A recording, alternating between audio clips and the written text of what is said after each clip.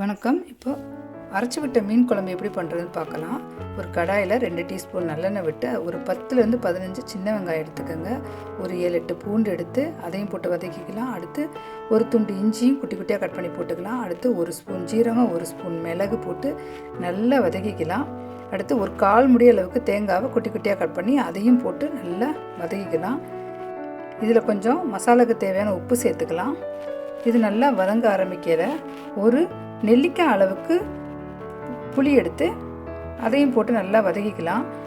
அடுத்து 3 தக்காளி எடுத்து அதை கட் பண்ணி அதையும் வதக்கிட்டு இது நல்லா ஆறினோடனே ஒரு மிக்ஸி ஜாரில் போட்டுட்டு அதில் ஒரு 4 டீஸ்பூன் அளவுக்கு குழம்பு மிளகாத்தூள் போட்டு நல்லா அரைச்சிக்கலாம்.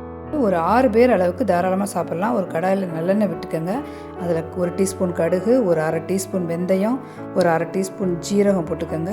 அடுத்து கொஞ்சம் கருவேப்பிலை போட்டுட்டு குட்டி குட்டியாக கட் பண்ண பூண்டு அதையும் போட்டு வதக்கிடலாம். அடுத்து ஒரு 4 பச்சை மிளகாய், ஒரு 3 காஞ்ச மிளகாய் அதை பிச்சு போட்டு அதையும் போட்டு நல்லா வதக்கிட்டு பெரிய வெங்காயம் 1 வெங்காயத்தை குட்டி குட்டியாக கட் பண்ணி அதை போட்டு கொஞ்சம் உப்பு போட்டு நல்லா வதக்கிட்டு இப்போ அரைச்சி விட்ட கிரேவியை இதில் ஊற்றிட்டு நல்லா ஒரு சிம்மில் 2 நிமிஷம் வச்சு நல்லா வதக்கணும்.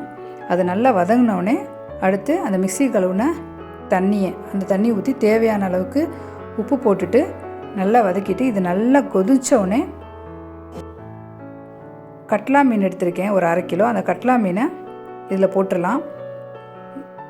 மீன் போட்டு ஒரு 2 நிமிஷம் அளவுக்கு ஸ்டவ்வை சிம்மில் வச்சுருங்க. மீன் நல்லா வெந்துடும். இப்போ ஸ்டவ் ஆஃப் பண்ணிடுங்க. இதில் ஒரு 2 டீஸ்பூன் அளவுக்கு நல்லெண்ணெய் ஊற்றிக்கோங்க. அடுத்து அதில் கொஞ்சம் கொத்தமல்லி விட்டுக்கோங்க. மீன் குழம்பு ரெடி ஆயிடுச்சு. சூப்பராக இருக்கும் சாப்பிட்றதுக்கு. இந்த குழம்பு நாள் செஞ்சுட்டு அடுத்த நாள் சாப்பிட்டா இன்னும் சாப்பிட்றதுக்கு ரொம்ப நல்லா இருக்கும். இதை வீட்டில் ட்ரை பண்ணுங்கள்.